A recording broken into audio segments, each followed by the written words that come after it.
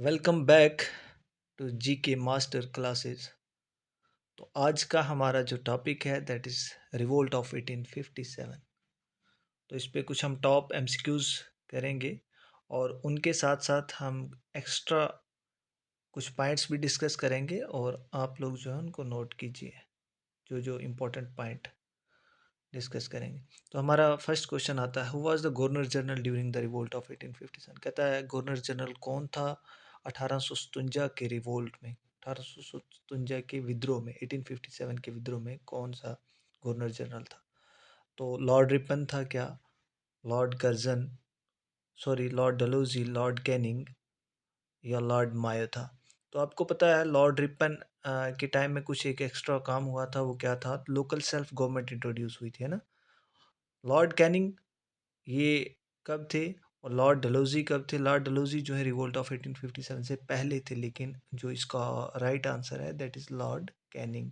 ठीक है, option number option number C is the right one.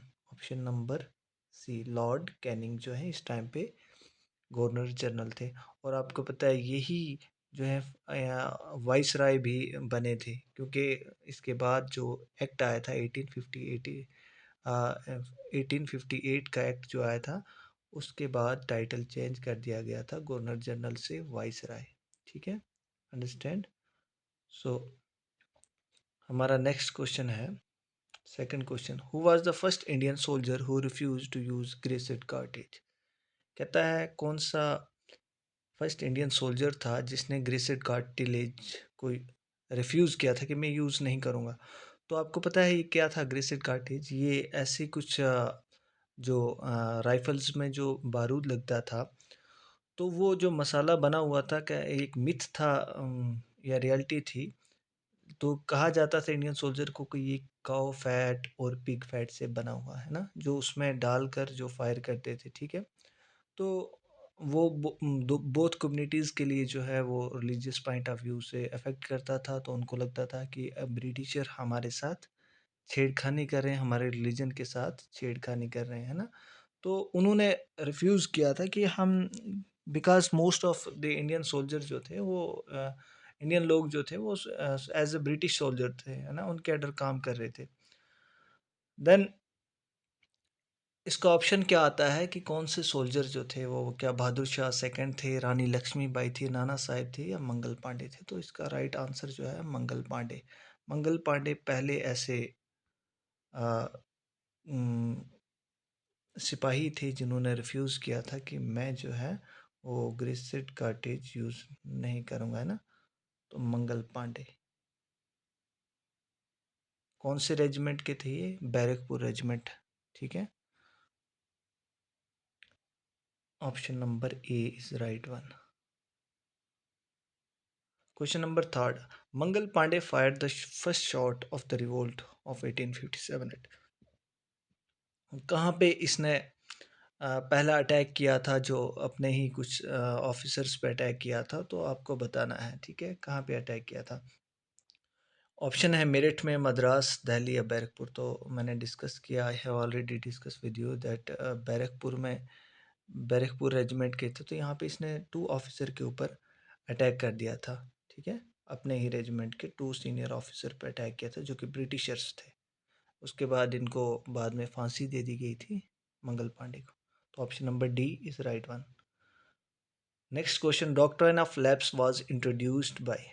अब एक पॉलिसी लाई थी ब्रिटिशर के द्वारा इस टाइम से पहले, जो है रिवोल्ट से पहले, और वो पॉलिसी आपने बताना है। उस पॉलिसी का नाम है डॉक्ट्रिन ऑफ लैप्स, और वो पॉलिसी किसने लाई थी। तो इसका ऑप्शंस हैं Lord Canning, Lord Ripon, Lord Dalhousie और लॉर्ड मायो। तो राइट वन जो इसका आंसर है दैट इज लॉर्ड डलहौजी। अब क्या था डॉक्ट्रिन ऑफ लैप्स, थोड़ा सा डिस्कस कर लेते हैं। एक ऐसी पॉलिसी ब्रिटिशर्स ने लाई थी कि अगर किसी का सक्सेसर जो है वो उसका अपना बेटा ना हुआ, तो कोई भी अडॉप्टेड सन को कंसिडर नहीं किया जाएगा रूलर, है ना। तो इसके लिए बहुत सारे फाइट कर रहे थे, रानी लक्ष्मीबाई जो है वो भी फाइट कर रही थी, नाना साहेब ये बहुत सारे एरियाज जो थे।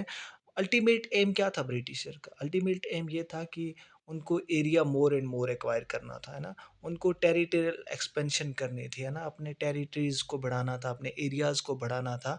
तो वो चाहते थे कि किसी न किसी वे से हम इंडिया की टेरिटरी पे कंट्रोल करें। तो उन्होंने that's why they introduce the policy of doctrine of lapse. उन्होंने इसीलिए ये पॉलिसी जो है इंट्रोड्यूस की थी, ताकि किसी का अडॉप्टेड सन जो भी होगा उसको अडॉप्ट नहीं करेंगे, उसको कंसिडर नहीं करेंगे एज अ रूलर। तो ये पॉलिसीज़ जो हैं वो लाई थी। तो ये किसने लाई थी? लॉर्ड डलहौज़ी ने, जो गवर्नर जनरल थे पहले रिवोल्ट ऑफ 1857 से। हमारा नेक्स्ट क्वेश्चन है, the revolt of 1857 was started by, किसने स्टार्ट किया था? तो इसके पीछे बहुत सारे रीज़न थे। बहुत पहले से जो है इंडियंस के जो सेंटिमेंट्स के साथ छेड़ा जाता था, जैसे सती सिस्टम पहले होता था, और उसके बाद विडो रीमैरेज एक्ट को, विडो रीमैरेज एलो करना, सती सिस्टम को बैन करना, बहुत पहले से चीज़ें जो है हो रही थी, है ना। तो लेकिन जो इमीडिएट काज बना वो ग्रेसेड कार्टिलेज का था, जो वो इंट्रोड्यूस किए थे, जो दांतों से काट कर राइफल में लगाना पड़ता, तो वो एक इमीडिएट काज था। बट कहता है, आप क्वेश्चन आपका है रिवोल्ट किसने स्टार्ट किया? तो क्या ज़मींदार ने, पीजेंट्स ने, प्लांटेशन वर्कर ने, या सिपाहीज ने, है ना। तो ऑप्शन इसका क्या आएगा? राइट वन जो है दैट इज सिपाहीज, जो सोल्जर्स थे मोस्टली, उन्हीं ने स्टार्ट किया था। आपका क्वेश्चन नंबर 6 है, the revolt of 1857 had it's beginning इन। कहता है कहाँ से स्टार्ट हुआ? रिवोल्ट तो स्टार्ट हुआ, कहाँ से शुरू हुआ इसका? क्या मेरठ से, प्लेसी से, पलेसी से, मद्रास या बम्बई? तो आप जानते हैं, ये जो है मेरठ से स्टार्ट हुआ था। आप कमेंट सेक्शन में बताएंगे मेरठ कहाँ पे पड़ता है, मद्रास कहाँ है, पलेसी कहाँ है, ठीक है। लोकेशन बताएंगे कौन सी स्टेट में है।